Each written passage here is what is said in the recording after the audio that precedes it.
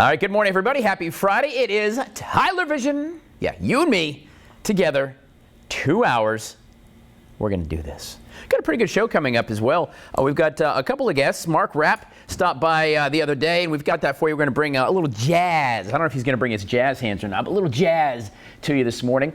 And those fellas in the funny hats, yes, from the Jamil Shrine Temple, the Fez Friday. We're going to talk about things happening there for you to get involved in the community. You know, only in the federal government can you have an incident, a mistake, that, you know, made national, international headlines, and you end up with a better gig.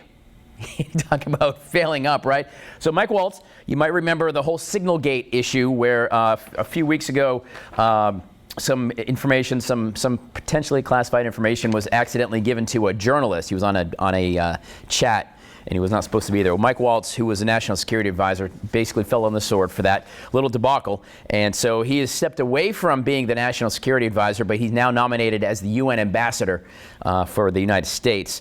Marco Rubio is going to become the NSA director for right now. Now, he does still have to get confirmed, so this is going to be interesting because he got through, Waltz got through pretty quickly, pretty easily the Senate for his confirmation for NSA. He was not one of the more controversial picks, but now with this behind him, he still has to be confirmed by the Senate to be the UN ambassador. It'll be interesting to see where that lies. So I know we're going to talk about that coming up in hour number 2 as well. J.D. Vance, by the way, he was in town, or at least in the Department of State yesterday.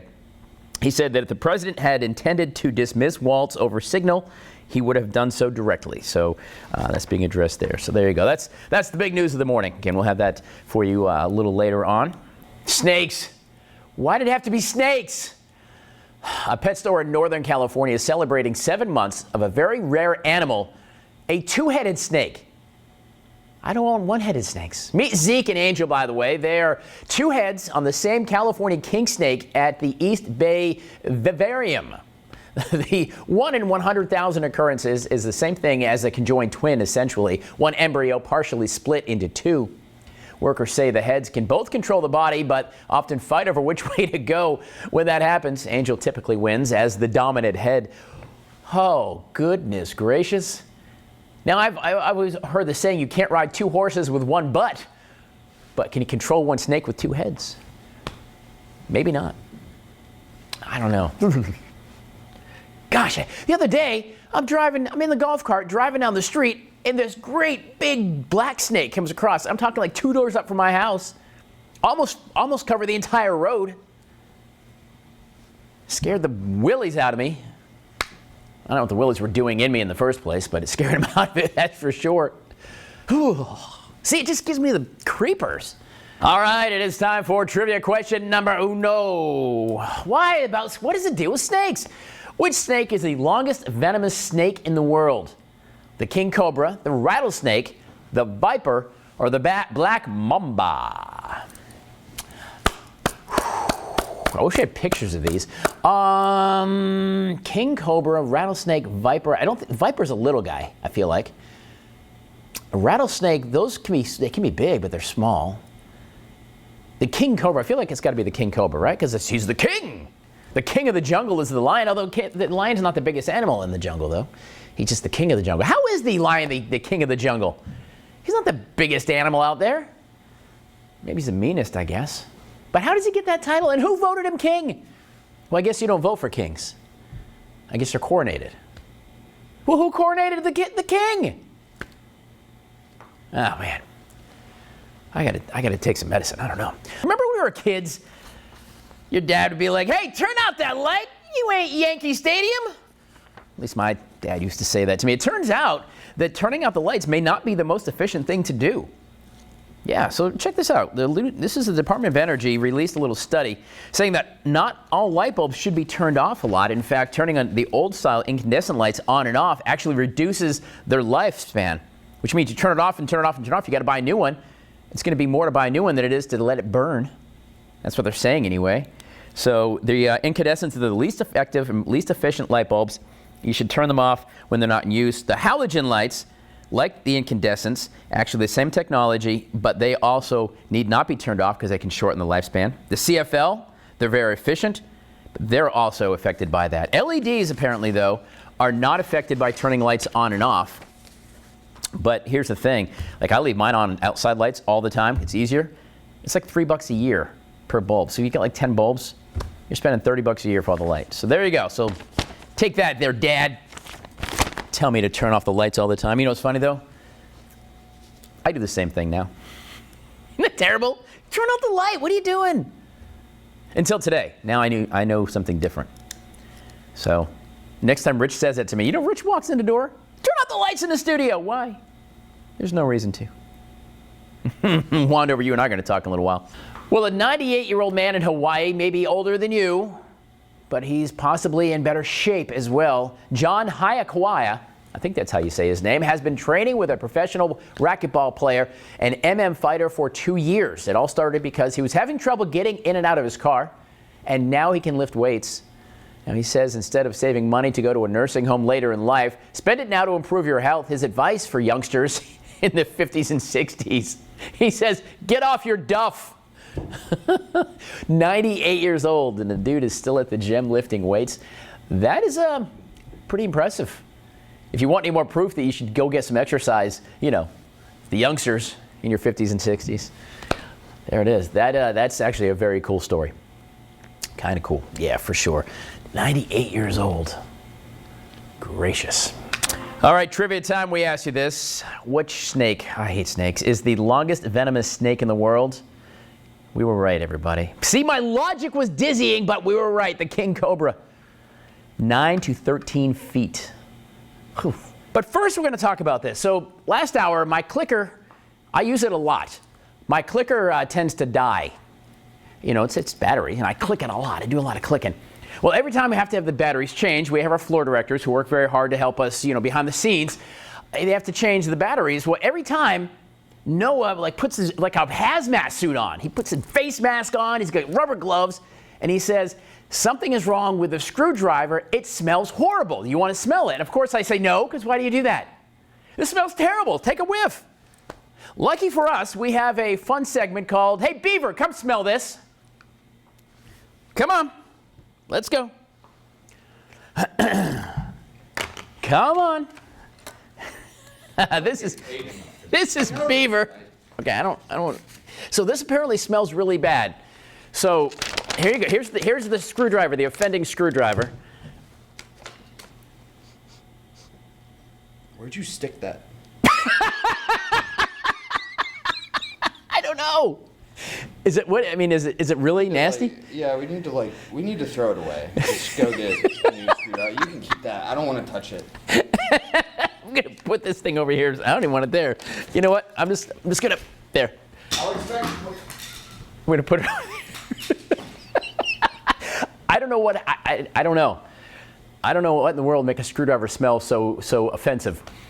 But yeah, I guess we need a new screwdriver. Thank you, Beaver. and that is today's segment of Hey Beaver, smell this. And it looks like the next jobs being taken over by AI are, get this, semi-truck drivers. Driverless semi-trucks are making their mark on highways in the Lone Star State. Autonomous trucking firm Aurora, autonomous. What did I say? Autonomous? Autonomous. Wow. All right. Good Lord. All right, Aurora. Anyway, they announced Thursday it launched commercial services in Texas. These self-driving trucks are doing regular long-haul routes between Dallas and Houston. The semis have computers and sensors that can see for more than 4 football fields. I don't know how that's possible. During 4 years of practice hauls, the self-driving technology was able to complete over 1,200 miles without a human in the truck. How can you see that far? You can't, around corners? I mean, that's amazing. It's not like you're a chicken. You know, chickens can look up the side of the head. They can see around corners. I just don't see. Those scare the heck out of me. I don't want to be riding in a car, you know, in the passenger seat of a car without somebody driving me, and I sure as heck don't want to be driving down the road with a great big semi-truck. Imagine passing that guy in the interstate. You're crossing over the Broad River on I-20, and you look up, you know, the truck kind of leans over towards you. Heck no. My daddy was an OTR driver, over the road truck driver, OTR. And I wouldn't want to be a driver either. I mean, those guys work hard. They sit in the truck, but it is grueling work at times. So then they're the lifeblood of our existence, right? But man, it does not mean that I want some computer driving the truck. Who's going to unpack it? I mean, who's going to run the dollies? You're going to get forklifts that are AI too? What are we just going to sit back and eat bonbons all day? All right, it's time for your second trivia question of the day. When were semi-trucks invented? 1875, 1898, 1912, or 1937? I'm going to guess 37, because there really weren't much for vehicles in 75 and 98. And 1912 feels like a little early. I mean, that's the year the Titanic sank. The War of 1812. Oh, that's 1812. No, that's not it.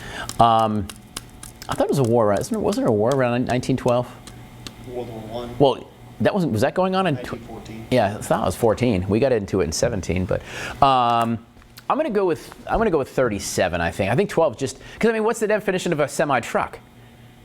You know, I mean, is a semi truck one of the flat ones because they were made by Semi? You know, what's the definition? I'm gonna go with 37. What do y'all think? There's a QR code right here. Just go ahead, hit it.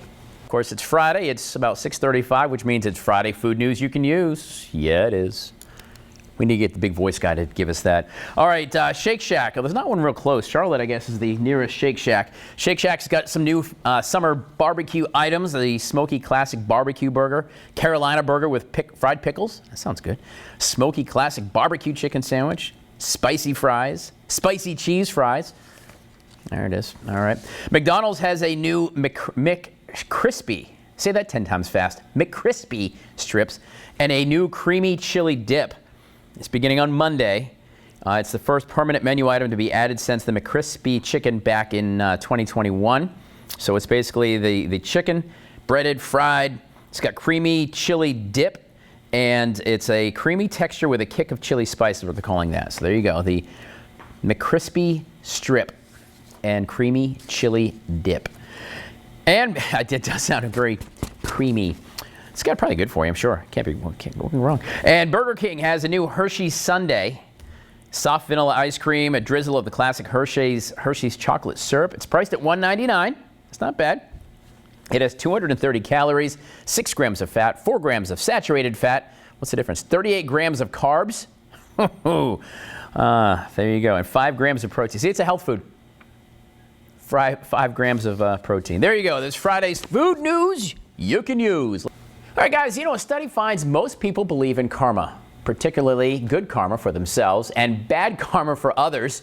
The study asked more than 2,000 people of various religious backgrounds to write about their experiences with karma, and there was a common recurrence in the responses. Their stories about others. 92% chronicled how misfortune befell cheating partners, indebted friends, bullies, and lousy coworkers. When the participants wrote about themselves, 59% told tales of being rewarded for their good deeds.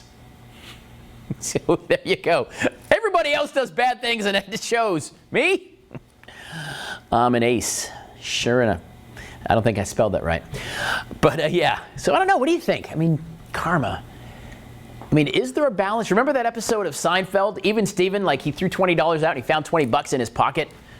Remember the whole Even Steven episode? My name is Earl.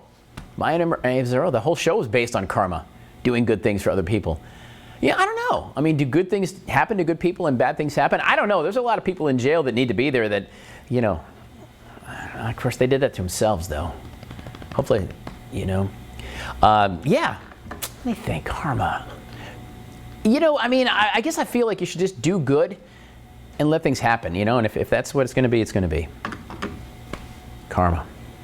All right, it's time to answer your trivia question. When were semi-trucks invented? What? The answer is 1898. Semi-trucks or tractor trailers were invented by Alexander Winton in Cleveland. Winton said their creation was designed to deliver cars for his motor carriage company. All right, well, we blew that. Nobody on the QR code club got it right either. I think we were cheated.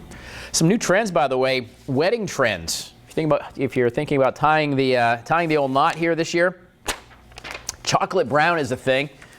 Chocolate brown. Mocha mousse, it's a color of the year. How about that? City Hall weddings are on the rise. Instead of having great big weddings and all the to-do, they're just getting hitched down by like the judge at the courthouse. I will tell you, I'm a notary, and I've done several marriages, and I've done surprisingly several in my kitchen, for what it's worth. So yeah, the tiny weddings are a thing. Maximist and vintage rings. Rings are changing. And cinematic photography, making it like a production. Those are the trends in wedding, in case you're getting married.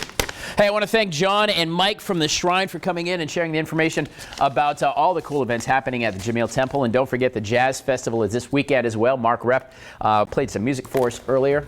So that's the show. We're going to put it into a bow, guys. Thank you so much for joining us. We're going to see you back here for ABC Columbia News at noon. Be good to each other.